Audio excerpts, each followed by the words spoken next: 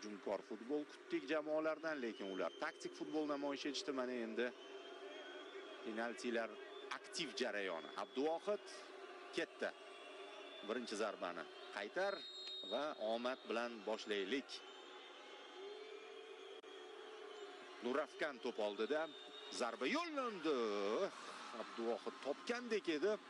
Topgandek edi-yu, salgina, ozgina yetib bormadi, ozgina. Kuchli tepdi hamda Nuravkan.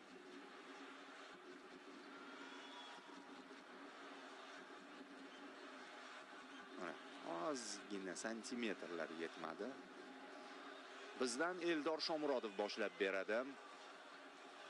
Eronga qarshi avvalgi o'sha kaffadagi turnirda penaltidan foydalana olmagandi. Lekin undan keyin Turkiya chempionat to'purariga aylandi. Hozir zo'r formada. Turkiyaning ayni vaqtdagi eng yaxshi hujumchisi bo'lib turibdi, agar fakt bo'yicha gapiradigan bo'lsak. Shu yerda ham mana hozir hal qilish kerak. Beyranvandga qarshi.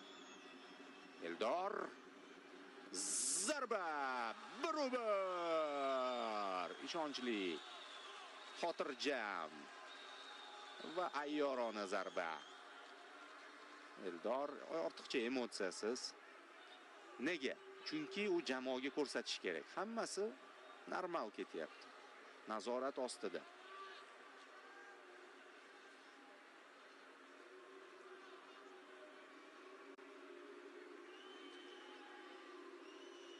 Abduvohidning navbati ishga kirishishga va Eron tomonidan Muhammad G'orbani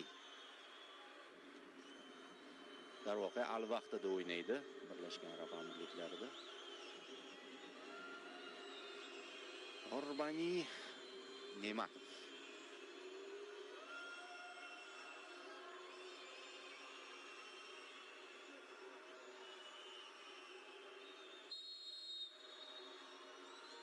Hop.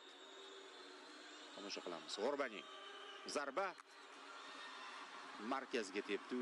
Abduvohid esa boyagidek nariga, ya'ni o'zidan chap tomonga sakradi. Sakrab bo'lgan edi hamki, ko'rdi markazga to'p kelayotgan. Lekin kech edi. Hop, Jamshid Iskandarov bu standartlar ijrochisi. Odatda shu klubda, terma jamoada maydonga tushganda ham standartlarni ijro etadi. Menimcha u ham ishonchli tepa olishi kerak. Chalg'ityapti Beyranvand. Qarama unga Jamshid. Ruxsat berildi. Zarba. Iskandarov ham markazga tepdi. U ham markazga tepdi. G'orbaniga o'xshab va qizig'i Beyranvand ham sakradi o'sha tomonga, lekin oyog'i qolib ketdi. Shu oyog'i bilan qaytdi. Mana sakrab bo'ldi hamki, oyoq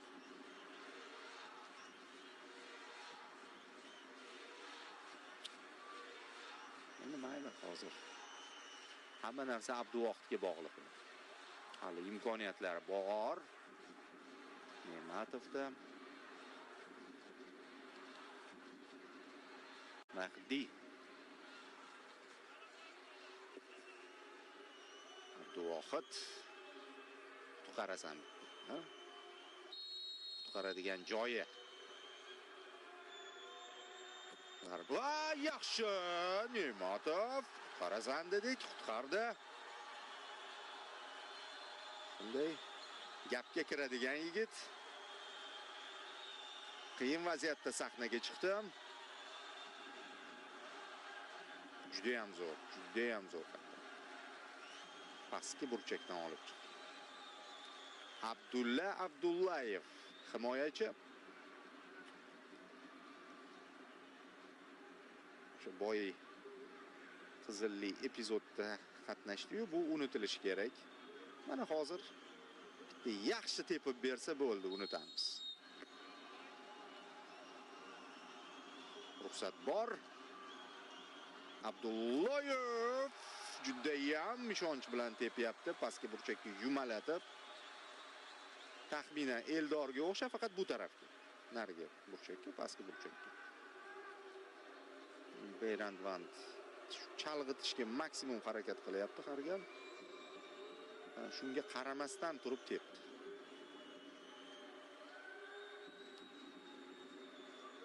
Eronning navbati. Hisob tenglashdi.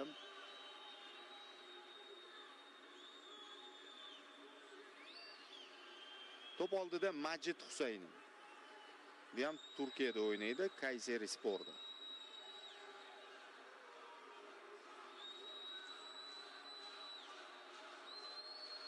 Ne'matov ham tikka qarayapti ko'ziga. Ruhan u ham bosim qilmoqchi Majidga. Ana yana bittami? Yana bitta bo'ldi. Zarba yo'q. Bu safar topa olmadi Ne'matov.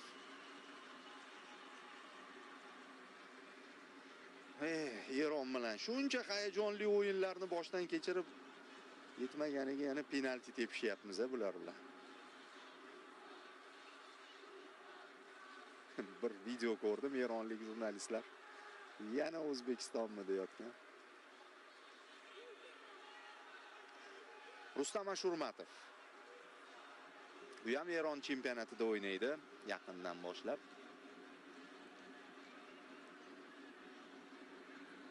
Istiqlol.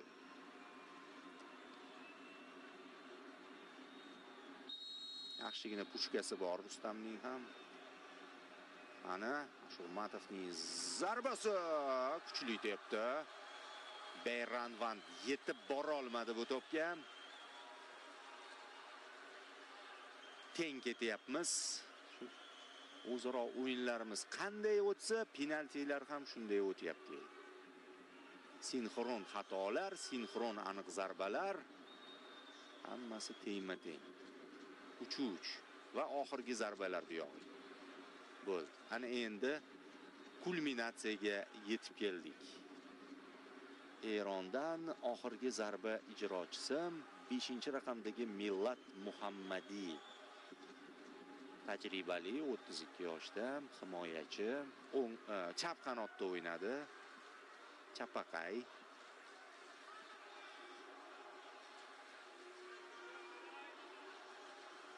Mabodoga ma'lumot o'rnida. Xo'p, Abduvohid Ne'matov hozir qahramonga aylanishi mumkin. Va aylandi. Qoyil rahmat Abduvohid. Hey.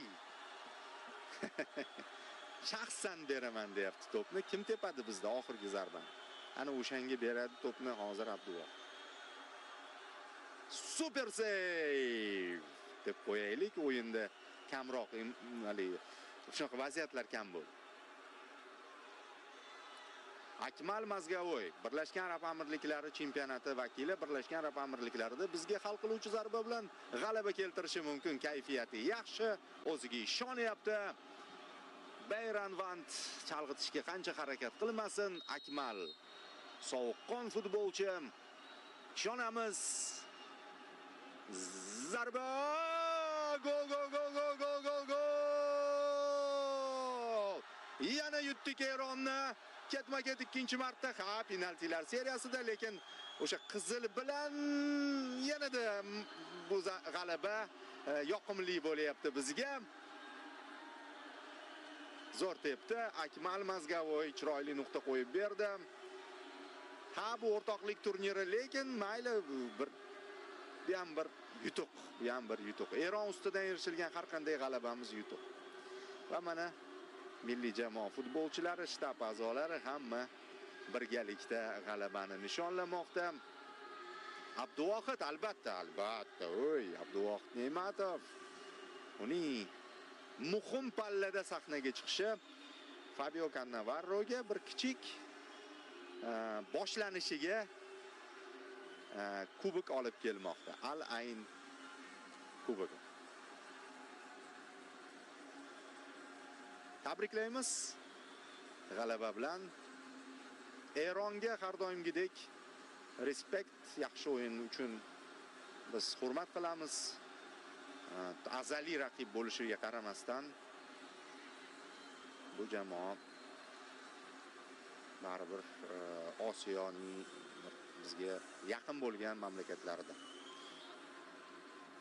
Shukurullo Ashirov, Sarvar Tajiyev, shtab a'zolari, doimiy terma jamoa administratorlari Jamoliddin Salihov, Davron Ahmedov, kim yana bu yerda kadrda? Ko'rganimiz, ulgurganimizcha tanishtirdik. Endi butun shtab mana jamoa menejeri Shohruz Xo'jayev,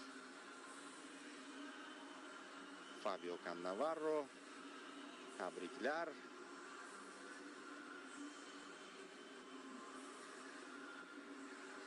Yaxshi, bu turnirda O'zbekiston menimcha yorqin o'yin ko'rsatdi. Endi Eron bilan taktik futbol, lekin Eron bilan boshqacha.